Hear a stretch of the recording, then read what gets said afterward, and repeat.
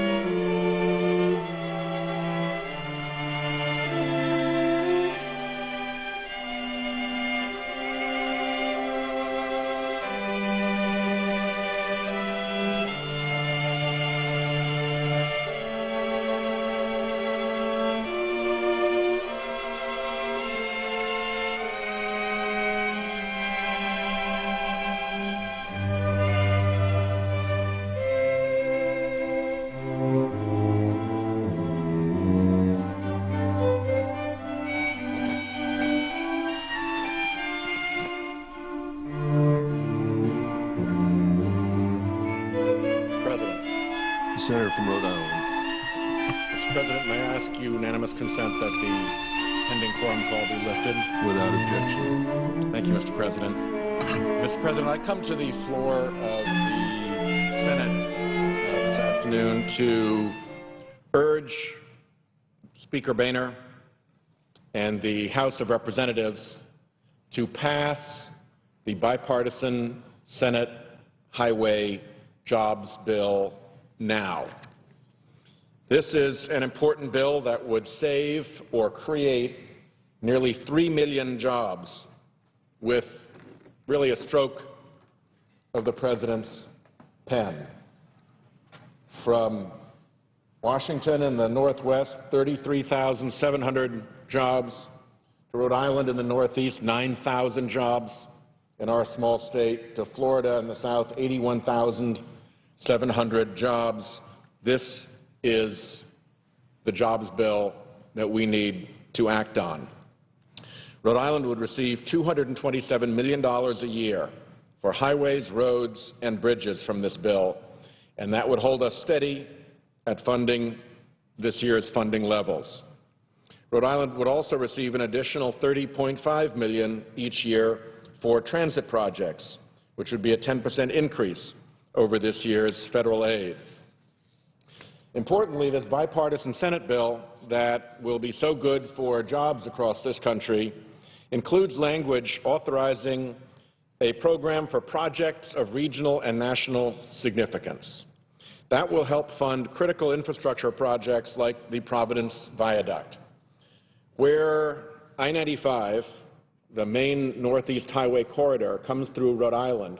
It goes through our capital city, Providence, next to the Providence Place Mall, and it proceeds through Providence as a bridge. It's a big, long land bridge. Its condition is so poor that when you go underneath it, as you do to drive down and enter the back parking entrance of the mall, and you look up, you see that between the I-beams that support the highway have been laid planks. The planks are there to keep the highway falling in from landing on the cars that pass underneath the highway below. If you look just to the side where Amtrak, the main rail corridor for the Northeast, passes under the viaduct, you see the same thing, planks across the I-beams so that the road falling in doesn't land on the trains as they pass or block the tracks. It takes a program like the Projects of Regional and National Significance program to address repairs of this magnitude, particularly in a small state like mine, which simply doesn't have the resources to repair a facility like that, built in 1964. The Senate bill would send significant funds to states to build badly needed projects like these, and all of those projects not only repair crumbling, broken, and deteriorated infrastructure, but they put Americans back to work at a time when we still urgently need these jobs. So we passed this bill here in the Senate. We passed it with 74 votes and another senator making it 75, expressing that had he not been required to be at a funeral in his home state, he would have voted for it. So you have 75 votes on a bipartisan bill that spent, if I remember correctly, 5 weeks on the floor of this body, getting amendments, bipartisan amendments, amendments of all kinds, being worked on and improved to the point where it could pass out of this body with that kind of a majority, even in the contentious and partisan atmosphere that often prevails in Washington. This is a good bill. It is a bipartisan bill. It is a highways bill.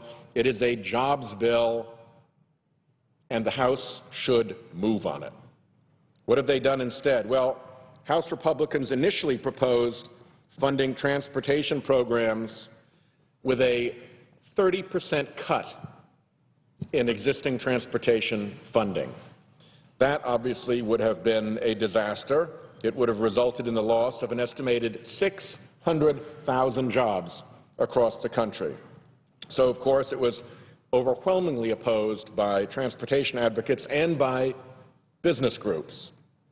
The House Republicans then tried to introduce something called the American Energy and Infrastructure Jobs Act back at the end of January.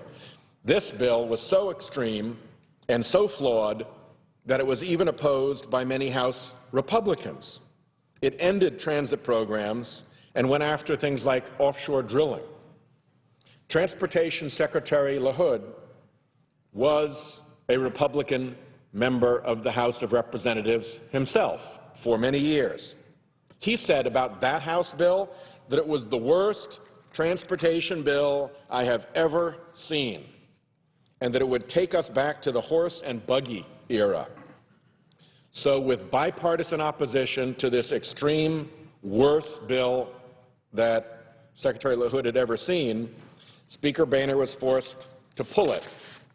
And that was that for that effort. Then they spent months going after budget proposals that would reduce spending on our highways and on our bridges. And ultimately, they have really thrown in the towel. They have no transportation bill in the House. They can't get one up for a vote. So they've fallen back on trying to pass short-term extensions. Well, first of all, that's not a great outcome for jobs and for the economy. According to the Rhode Island Department of Transportation, short-term extensions have had significant detrimental effects.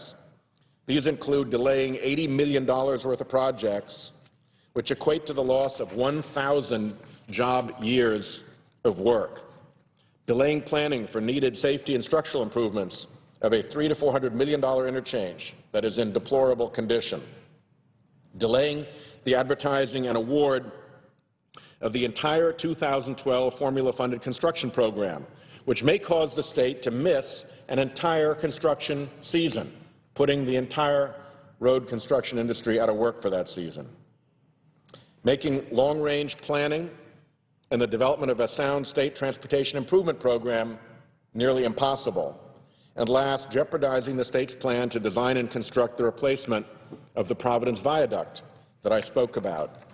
So the idea that an extension just carries on the status quo and it's more or less okay and it won't create harm and it won't cost jobs is just plain dead wrong. There is job loss and there is economic loss associated with these extensions. So how have they done on the extensions? Well, they haven't even managed to pull themselves together to deal with the extensions. The House leadership has proposed 60-day extensions and 90-day extensions to the federal transportation programs. Twice they've placed these proposals over on their calendar, but both times they've had to pull the proposals down because they don't have the votes. So what have they got over there? They've got no bill that they can vote for. The bill they did put up was called one of the worst and most extreme transportation bills in history by a former Republican congressman. They can't get their act together to pass an extension, even assuming that it's not a bad idea to pass an extension for our economy. They still can't do it, even bad as an idea as that is, so they've got nothing. And we're coming up on a deadline. On March 31st, the highway fund runs out. So we are up against a pretty serious timing constraint. And as we whittle away to those last days, and as they get ready to leave the House and head home without having done their work on transportation, it's becoming more and more urgent that they take some action. If they can't do a bill of their own, if they can't pass a 90-day extension, if they can't pass a 60-day extension, there is one obvious solution that is standing there as big as the proverbial rhinoceros in the living room, and that is pass the Senate Highway Transportation Bill. It's right there. It's ready to go. It could be on the President's desk in just days. It is bipartisan with 75 votes in the Senate. It preserves these important programs and creates nearly 3 million jobs in this country. The people of America understand that our highways, our roads, and bridges are important. They want us to go forward on this bill. This is not controversial. This should be easy. So the House needs to take a look at where they are and make a hard decision.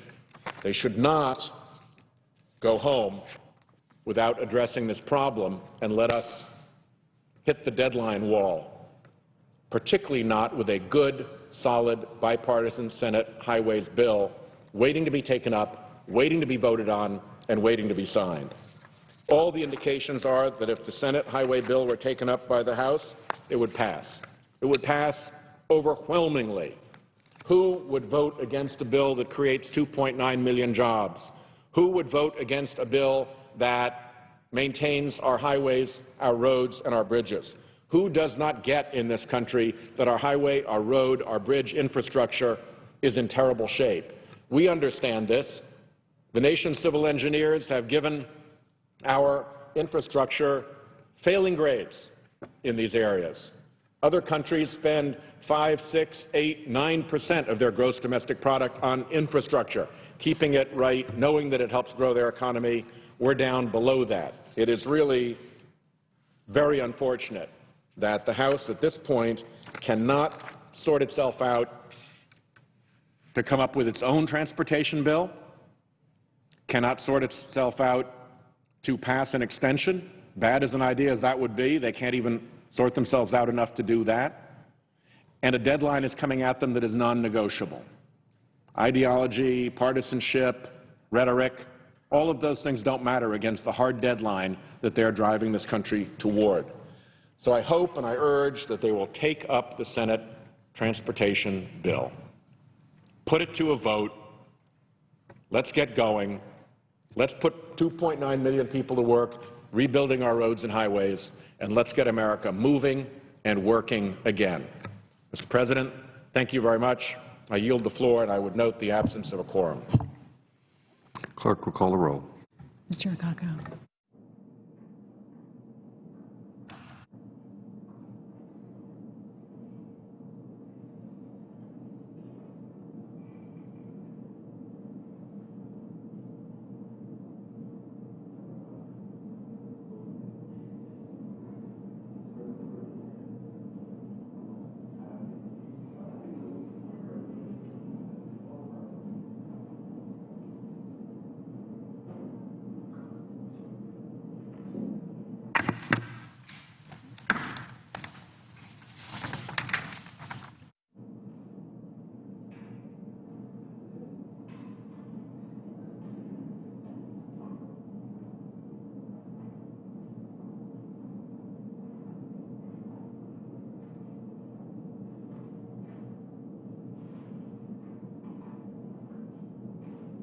President. Senator? Mr. President, may I ask that the pending quorum call be lifted? Without objection. Senator Morales is recognized. Mr. President, I now ask unanimous consent that the Senate proceed to a period of morning business with senators permitted to speak therein for up to 10 minutes each. Without objection. Mr. President, I now ask unanimous consent that the Senate proceed to the consideration of Senate Resolution 408, Take Our Daughters and Sons to Work Day, which was submitted earlier today. Clerk will report. Mr. Res. 408, supporting the goals and ideals of Take Our Daughters and Sons to Work Day. Without objection, the Senate will proceed to the measure. I ask unanimous consent that the resolution be agreed to, that the preamble be agreed to, and that the motion to reconsider be laid upon the table. Without objection. Mr. President, I now ask unanimous consent that the Senate proceed to Senate Resolution 409 regarding Financial Literacy Month that was submitted earlier today. Clerk will report. Mr. Res. 409, designating April 2012 as Financial Literacy Month. Without objection, the Senate will proceed to the motion.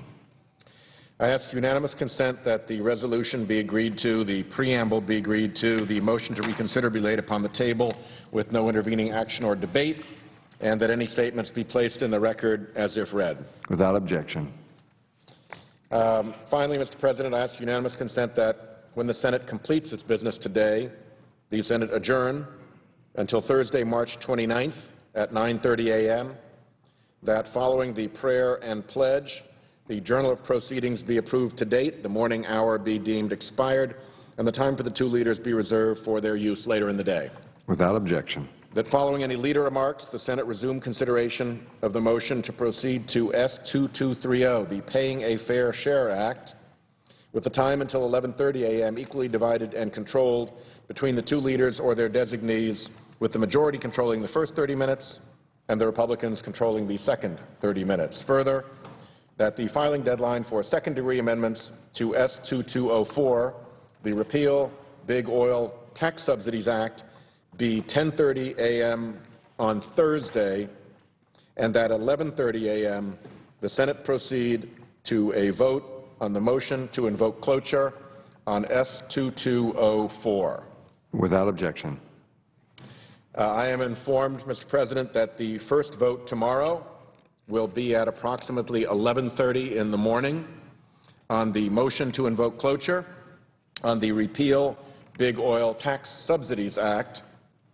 The transportation bill expires at the end of the month. That will also have to be addressed before we leave this week. If there's no further business to come before the Senate, I ask that it adjourn under the previous order. Senate will be adjourned until March 29th, Thursday, 9:30 a.m. Today in the Senate, members continued work on a